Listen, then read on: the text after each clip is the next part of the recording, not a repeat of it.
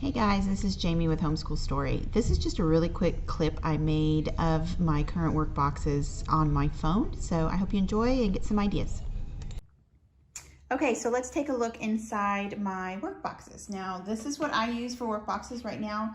I have used all kinds of different containers, and we can show some pictures of those maybe later.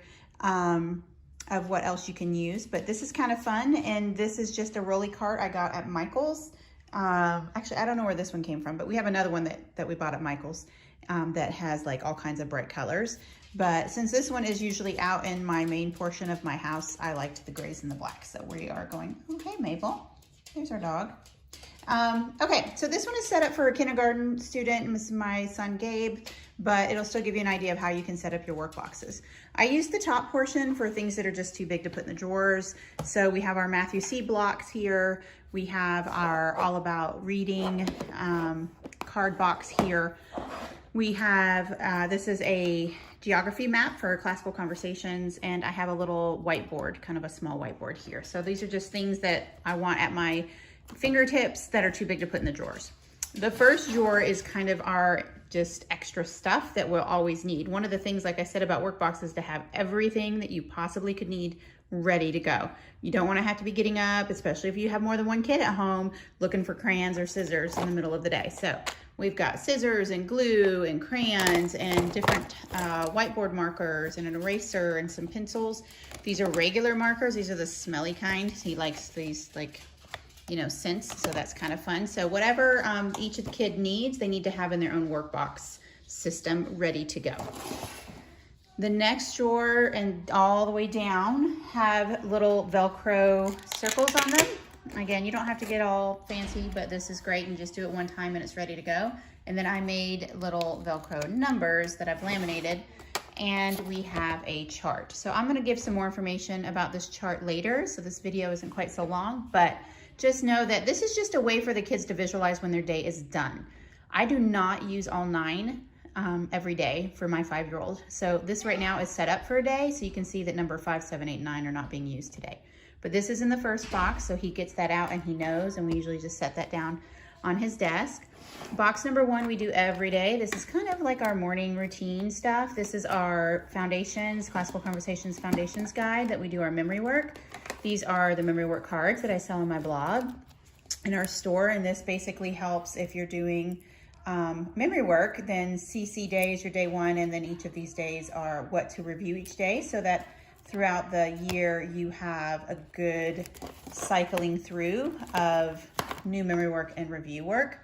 And then these are just some of my other cards that we're working on right now for CC stuff. And then we are reading through a story from this Mighty Acts of God book. I really like this. And so we've been reading through a story each day. And they're just long enough and short enough to fit into our morning. So I really like that. When he's complete with that, he takes this number off and puts it on his chart. So that's kind of how that works. His next box is Phonics. So we are using All About Reading, level 1. And we actually were using something else, which I'll show in a minute. And then we have come back to All About Reading, and he's doing really, really well now. So we have that in there. And again, everything is ready to go. The book he needs, the teacher's guide, the activity book, everything is there. The next drawer is the other phonics that we were using. We had done the Good and the Beautiful Primer K, or whatever it's called. It's like the pre-K book. And it worked great, and we loved it. And so I bought the kindergarten level to go on to next. But I don't know if this just was a little bit more, it took longer, if it just didn't look as friendly to him, if it was just a little bit more intimidating looking. But he just didn't really respond to it well. And we struggled through it a little bit. See, this is only page 31. This is where we're at halfway through the year. And so I basically stopped using this, and I pulled this out. And so now every once in a while we come back to this book just to kind of reinforce what we're learning. So again, everything is in here. I also have these magnet letters because when we do this drawer, I do sight word practice, and that folder has some sight word practice worksheets in it. So every once in a while we'll do this drawer as well. When we do All About Reading, we also do this drawer, no, not that one, this one, which is Explode the Code. I love Explode the Code. It's simple, it does not take very long, and it reinforces all kinds of phonics and handwriting as well. So we do that, and he also works on some extra handwriting sheets. Lately he's been wanting to write out names of dinosaurs. This is just a fun drawer where we can build words and have the word whammer sound out the words for us. So we practice that every once in a while. This next drawer is just some reading practice books. So just really easy, you know, very simple phonics type books. This is just an old one I've had for years. We've got our Bob books, we've got some Abeka readers, just whatever I can find. And when he does this drawer, he picks one or two of these and we read. This one is kind of our literature drawer, and right now we are rowing through Make Way for Ducklings. Rowing just means we are reading through it every day of the week, and then doing some different connections out of it. And that idea comes from 5 in a Row, which is a book that explains how to connect different subjects through to one piece of literature, and it's really, really fun. So we've done that. And then this is actually, I have to change this out, but the other day we used this book to learn how to draw a duck, which he doesn't really have in there, but we drew a chick and chickens and turned them into ducks.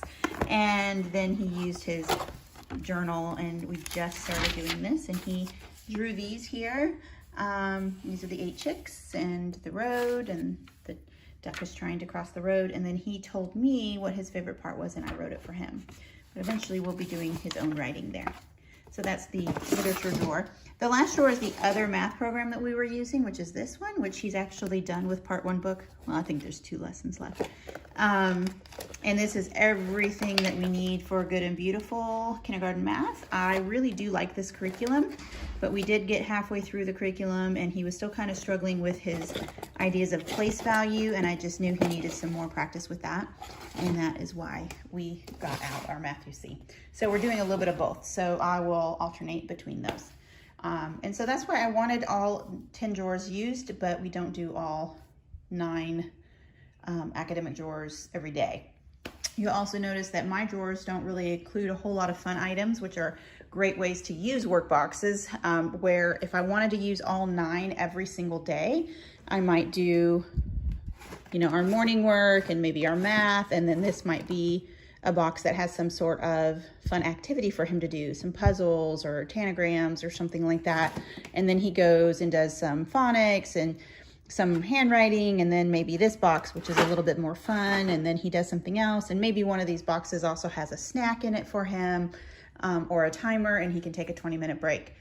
So I might turn into that. Right now I like just having all of my stuff stored that I'm not using every day, because if you have to use all 9 drawers, then like when I'm not using this in the day, I might need this drawer for snack or a fun activity, and so I would have to put this. Now, these kinds of containers are great for that, because this could be over on the side, and then I would just put it in the drawer on the day I want to use it.